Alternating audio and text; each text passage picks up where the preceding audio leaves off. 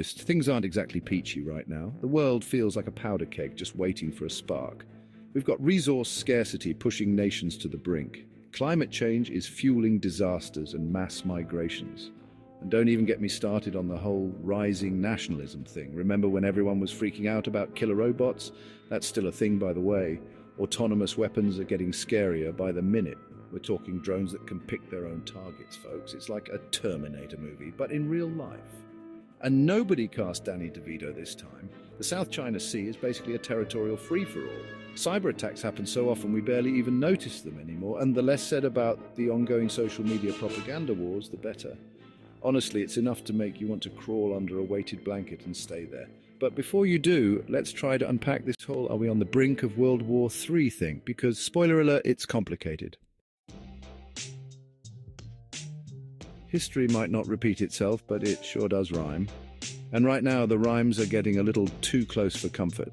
The period leading up to World War I was a hot mess of imperial ambition, tangled alliances, and a whole lot of misunderstandings. Sound familiar? Back then, you had countries scrambling for colonies like they were going out of style. Today, it's all about securing access to resources and markets. Same greed, different century. Then there's the whole nationalism on steroids thing. Before both world wars, you had this intense, almost rabid sense of national pride. It was all about my country, right or wrong. And guess what? That kind of thinking is back in a big way. Look, I'm all for loving your country, but when it turns into blind loyalty and demonizing anyone who's different, that's when things get dangerous. Throw in a healthy dose of economic instability and political polarization, and you've got yourself a recipe for disaster.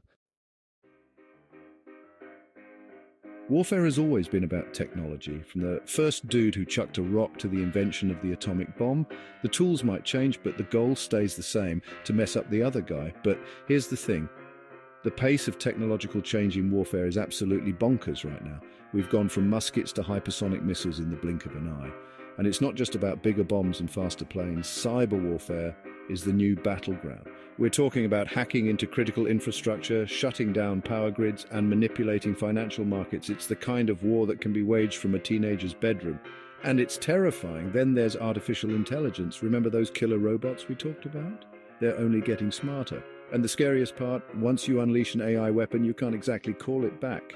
It's like opening Pandora's box, but instead of hope, it's full of autonomous drones programmed to kill. Sleep tight. Okay, so things are looking a little bleak. But before we all start building bunkers in our backyards, let's talk about the grown-ups in the Room International Organization, specifically the United Nations. Now, the UN often gets a bad rap.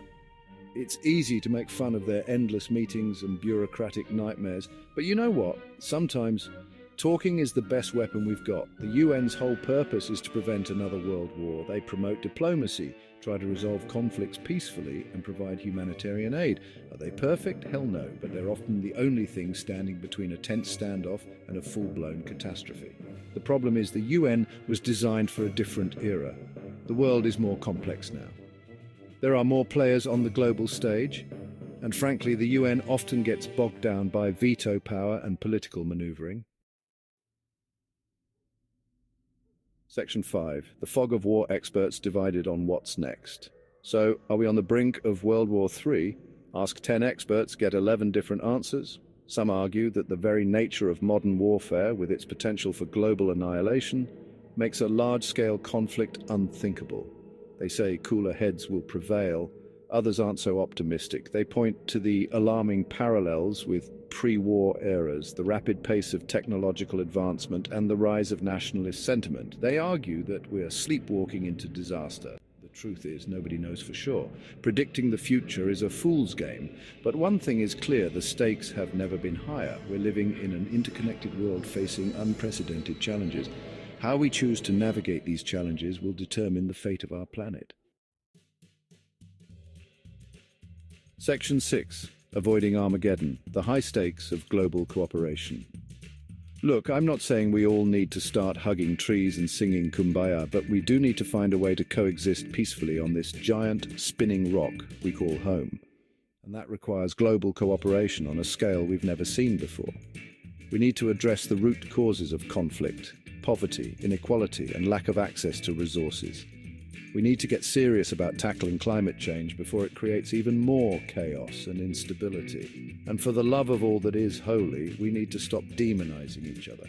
Just because someone lives in a different country, speaks a different language, or worships a different god doesn't make them the enemy. Section 7. The power of one individual responsibility in a fragile world. Now you might be thinking, John, this is all well and good, but what can do? I'm just one person, and you'd be right, you are just one person. But guess what? So is everyone else. And when enough just one persons decide to give a damn, things can change. Start by getting informed. Read beyond the headlines. Question everything. Don't be afraid to challenge your own biases. Support organizations working to build peace and understanding. Vote for leaders who prioritize diplomacy and cooperation. And most importantly, treat everyone you encounter with kindness and respect.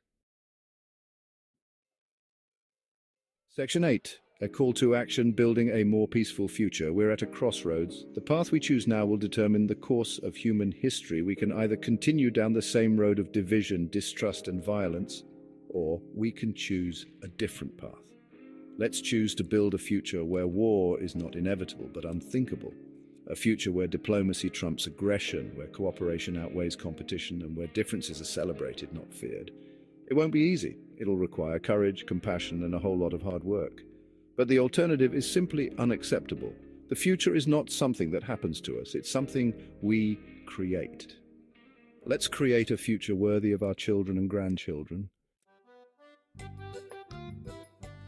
Section 9. Generation Peace, Hope for a World Without War. I know, it's easy to get cynical. The world can feel like a very dark place sometimes. But here's the thing, human beings are capable of incredible things.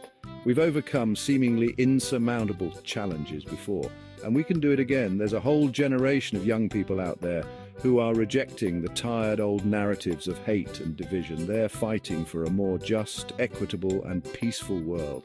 And that, my friends, gives me hope. The future is not set in stone, it's up to us to write it. So let's write a story of peace, of progress, of humanity at its best.